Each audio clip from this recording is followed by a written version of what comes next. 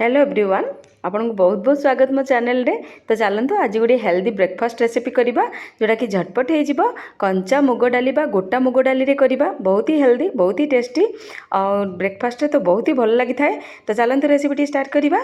ये देखंतु मु गोटे बाउल रे गोटे कप चोपा थिबा मुग डाली नहीं और से 1/4 कप चाउल नहीं मु अरुआ चाउल नहीं आपको भल भाव में 2 ରୁ 3 थर धोइला परे आपको मु 2 ग्लास पानी रे बतुरे देइछि।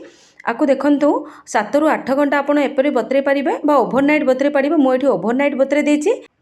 8 ରୁ 9 घंटा करे आपको देखिबा ये केमिति बतरिछि। देखंतु मुग गुडाक सब फुली जाइछि बहुत भल से बतरी जाइछि चाउल भी बहुत भल से बतरी जाइछि। आपण चाहिए मेथी भी गोटे चामच दे पारिबे किंतु मु एठी मेथी देइ नथिली। मेथी भी दे पारिबे। मेथी कारण फर्मेंटेशन हेबारे बहुत सहाय्य करे। आको आमे कोन करबा गोटे खाली ब्लेंडिंग जार रे मु मुग गुडाक दे दोछि मुग चाउल मिसा गुडाक दे दोछि। और एठी गोटे जिंस मन रखिबे जो पानी रे आपण बतरैथिले से पानी को बिल्कुल भी फोपाड़िबेनी। सेही पानी रे सब न्यूट्रिशन थाए तो सेही पानी रे ही आको ब्लेंड करबा बा पेस्ट करबा जहाँद्वारा आर न्यूट्रिशन गुड़ाक नष्ट हेनी। देखो एतिकी अल्प पानी देकी आपको बाटे पूरा पतला करेंगे ना टिके पानी देवे तापर आपको भल भाव में पूरा फाइन पेस्ट करके नहीं आसवा। देखो ये मु पूरा फाइन पेस्ट कर नहीं आर आपण एथिरे चाहिए कंचा लंका अदा भी टिके दे पारिबे किंतु जेहेतु छोट पिला माने खाइले टिके राग लागे तो सेथिरे माको खाली प्लेन मु बाटिथिली तापर आकु स्वाद अनुसार लुण देके आकु भल भाव में मिसामिसी करिवे। एई डोसार गोटे प्लस पॉइंट जे आकु फर्मेंट हेबाकू छाड़ीबा को पड़ेनी। इमिडिएटली आपण 5 ରୁ 10 मिनट रेस्ट करला परे आकु करि पारिबे। देखंतु भल भाव में घांटला परे आकु 5 मिनट रेस्ट करबा को छाड़ीबा। सेपटे देखंतु एठी गोटे मु टावा को पूरा भल भाव में गरम कर नेइथली तापर मु टिके तेल देकी बा हाफ चामच तेल देकी पूरा टावा को सीजन कर देइथली। तापरे आमे आर फ्लेम को टिके स्लो करिकी एठी जेमिति आमे चकुली पिठा बा डोसा करू सेमिति ही बेटर को भल भाव में टिके मिसामिसी करी एठी डोसा करिबा। मन रखु बहुत ही भल ब्रेकफास्ट आइडिया एटा गोटे।